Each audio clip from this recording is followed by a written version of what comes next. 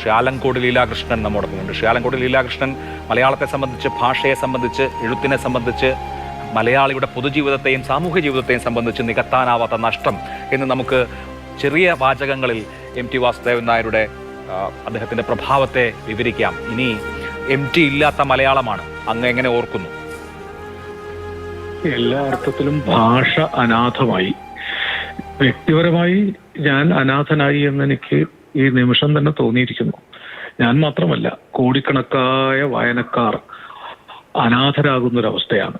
ഒരുപക്ഷെ ഇനിയും എഴുത്തുകാരുണ്ടാവും, സാഹിത്യവും ഉണ്ടാവും. പക്ഷേ ഇത്രമേൽ മനുഷ്യന് വേണ്ടി, മനുഷ്യന്റെ അതിജീവനത്തിനു വേണ്ടി, മനുഷ്യന്റെ സ്വപ്നങ്ങളെയും ദുഃഖങ്ങളെയും വിരഹങ്ങളെയും സമസ്ത വികാരങ്ങളെയും ചാലിച്ചെടുത്ത് അസാധാരണമായ ഹൃദയഭാഷയിൽ എഴുതിയ ഒരു എഴുത്തുകാരൻ ഇനി ഉണ്ടാവാൻ പ്രയാസമാണ്.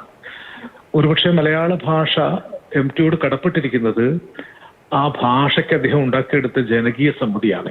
ചങ്ങമ്പുഴ കവിതയിൽ എന്നതുപോലെ ഗദ്യസാഹിത്യത്തെ ജനങ്ങളുടേതാക്കി തീർത്തൊരു മഹാപ്രതിഭയായിരുന്നു.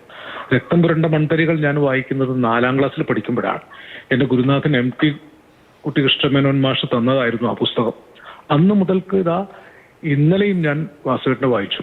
വാസുവേട്ടന് സുഖമില്ലെന്നറിയുമ്പോൾ ആ യാതന മറക്കാൻ ഞാൻ വാസുവേട്ടനെ വായിക്കുകയാണ് ചെയ്തത്. പ്രാർത്ഥനകളോടുകൂടി വായിച്ചു. അങ്ങനെ എത്രയോ ആളുകൾ, ആത്മഹത്യക്ക് പോകുന്ന ആളുകൾ MTയെ വായിച്ച് ജീവിതത്തിലേക്ക് തിരിച്ചു വന്നു. മാനസിക തകർച്ച വരുന്ന ആളുകൾ ഒരു മരുന്ന് പോലെ MTയെ വായിച്ചു.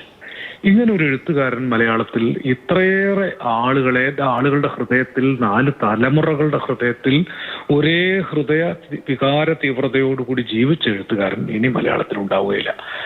കഴിഞ്ഞ 3.5 പതിറ്റാണ്ടായി MT എഴുതുക മാത്രമല്ല, തുഞ്ചൻ പറമ്പിൽ ഭാഷയുടെ ഒരു വിശ്വോത്തര സ്മാരകം നിർമ്മിച്ച് അതിനുവേണ്ടി തന്റെ പ്രശസ്തിയും എല്ലാം സമർപ്പിച്ച് പ്രവർത്തിക്കുകയായിരുന്നു. MTയോടുകൂടി ആ വലിയ പ്രവർത്തനവും അനാഥമാകും. അത് അനാഥമായിക്കൂടാ എന്നാണ് മലയാളികൾ പ്രതിജ്ഞ എടുക്കേണ്ടത്. നമ്മുടെ ഭാഷ നമ്മൾ തന്നെയാണ്. MT ഒരു പ്രതിജ്ഞയിൽ പറഞ്ഞിട്ടുണ്ട്, എൻ്റെ ഭാഷ ഞാൻ തന്നെയാണ്. അടുത്ത തലമുറയിലെ കുട്ടികൾക്ക് മലയാള ഭാഷ അങ്ങനെ ആക്കാനുള്ള ഒരു പരിശ്രമത്തിന് നമ്മളൊക്കെ ഇനിയും മുന്നിട്ടിറങ്ങണം. MTയുടെ സാഹിത്യത്തെക്കുറിച്ചൊന്നും ഇപ്പൊ പറയാൻ സാധിക്കുന്നില്ല. കാരണം അദ്ദേഹത്തിന്റെ ഓരോ എഴുത്തും ആളുകൾ സ്വാനുഭവത്തിലേക്കാണ് സ്വീകരിച്ചത്.